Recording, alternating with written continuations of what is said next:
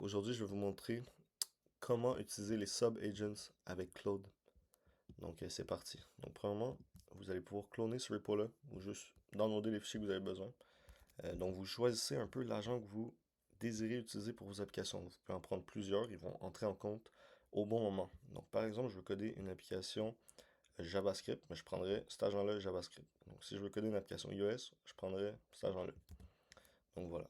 Donc ce que vous allez faire, c'est que vous allez clone subagent Cloud. Vous allez avoir un fichier comme ça ici. Et ce que vous allez faire, c'est que lorsque vous créez un nouveau projet, vous sélectionnez vos agents. Par exemple, là, je vais au hasard. Vous les copiez. Là, je vais aller dans mon projet. Et vous allez dans le point Cloud slash agent. Et vous les droppez ici. Donc moi, j'ai déjà des agents pour ce projet-là. Donc je vais vous montrer un peu ce que ça fait. Donc je vais ouvrir mon terminal. Mon terminal est déjà en train de runner une application que je suis en train de créer.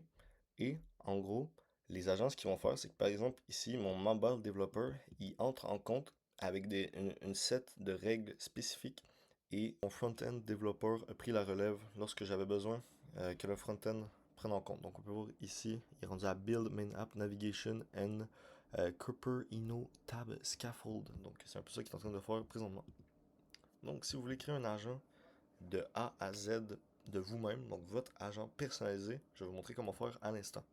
Donc ce qu'on fait, c'est qu'on va aller ici dans Claude, on va ouvrir Claude dans votre terminal et on va pouvoir marquer slash agent. Donc ici on peut voir les agents qui sont utilisés dans ce projet-là et vous pouvez voir ici qu'on peut créer un nouvel agent. Donc on peut sélectionner soit pour le projet ou soit un agent personnel. Donc je vais aller ici pour le projet. On peut aller soit Manual Configuration ou Generate with Claude. Apparemment c'est recommandé. Donc ce qu'on fait ici, c'est qu'on note par exemple ce qu'on veut. Donc moi je veux un expert software engineer, je vais faire l'exemple par exemple. Engineer, je vais y aller même pas, je vais y aller global comme ça, juste un expert software engineer et je vais laisser Claude le générer.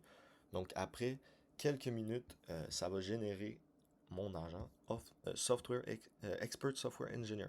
Mais comme je vous le rappelle, ici on a déjà une base de données d'agents déjà préconstruit.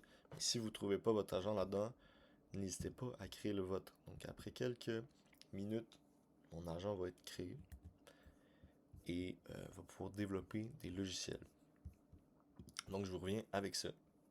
Ok, même pas besoin de vous revenir avec ça. Ça a déjà été généré, c'est quand même assez rapidement. Donc là, on va pouvoir sélectionner un peu les outils que l'agent va avoir la permission ou va être autorisé à utiliser. Donc je vais aller avec tous les outils. On va utiliser Sonnet de base, peu importe la couleur. Donc là ici, Final Step, Confirm and Save. Hit Enter. Donc là, on peut le voir ici.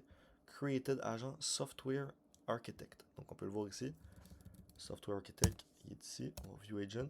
On peut voir ici que c'est le fichier du Software Architect. Donc, on peut le laisser même dans l'application. Vous voyez, il s'est un peu fié déjà à l'application. Donc moi, je connais une application Flutter, donc c'est bien cool. Il est déjà bon pour l'application parce que Claude l'a généré tout seul. Donc le Software Architect, par exemple, va pouvoir être pris en compte durant le développement lorsqu'ils vont avoir besoin du software architect en fonction de la demande. Donc, on fait un peu le tour des agents Claude. Donc, je vais vous laisser le GitHub dans la description. Vous pourrez aller voir ça. Merci, c'était Charles. N'oubliez pas de vous abonner, de liker, de commenter. Salut.